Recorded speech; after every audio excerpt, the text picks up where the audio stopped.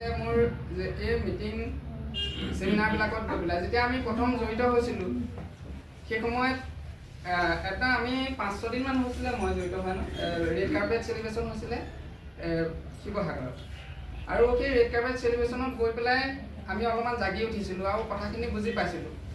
তাৰ 2-3দিনমানৰ পাছত মই এখন মিটিঙত গৈছিলোঁ খালিঘাটৰ ফালে আৰু খুব ভাগ্যৱান বুলি ভাবোঁ জড়িত হোৱাৰ নাপাই খুব ভাগ্যৱান কাৰণ জড়িত হোৱাৰ নাপাই লাকি পাৰ্চন পাইছোঁ আমাৰ ইলাহকীয়া মেম আমাৰ ৰিংকুমণি বাইদেউ খুব ভাল লাগে আৰু জড়িত কৰাই দিছিলে মোক যতীন বৰা ছাৰে খুব ভাল লাগে আৰু জড়িত হোৱা 2দিনমান পাছত ৰেড কাৰ্পেটখন পাইছোঁ খুব ভাল লাগিছে।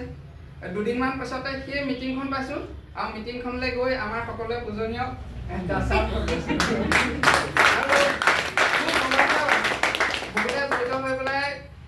দাসা কোচত ল'বলৈকে অলপ চিন্তা কৰি থাকে আৰু মই তেখেতৰ গাড়ীতে ছিংগুলকৈ গৈছোঁ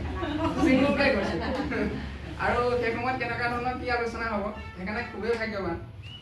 গতিকে লৈ চাওক ইয়াত আমি সকলো লাকি হ'বলৈ আহিছোঁ, সকলোৱে নিজৰ ভাগ্য তৈয়াৰ কৰিবলৈ আহিছোঁ, হয়নে? সকলোৱে সফল হ'বলৈ আহিছোঁ আৰু সফলতাৰ সূত্ৰটো সেইটোৱেই যে আমি কনচিষ্টেঞ্চিত সুখী হ'ব লাগিব, কনচিষ্টেঞ্চিত আমাৰ কামখিনি কৰিব লাগিব, হয়নে?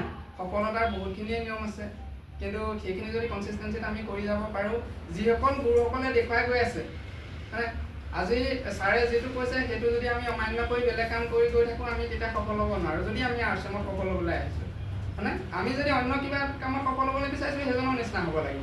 যদি আমি আৰ্টছমত সফল হ'বলৈ বিচাৰিছোঁ গুৰুসকলে যেনেধৰণে আগুৱাই গৈছে আমি সকলোৱে জানো যে এতিয়া হলটোৰ ভিতৰত মানে আমাৰ সৰ্বশ্ৰেষ্ঠ ছাৰে আছে।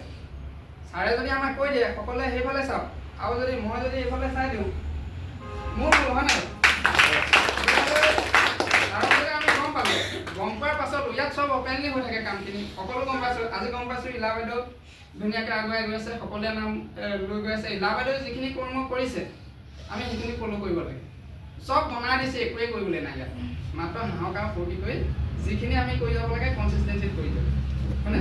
আৰু সেই মজা লগাটো সেই প্ৰথমৰ পৰাই তেনেকৈ পাই আহি আছোঁ। অনুভৱ বুলি ক'লে সেইখিনিয়ে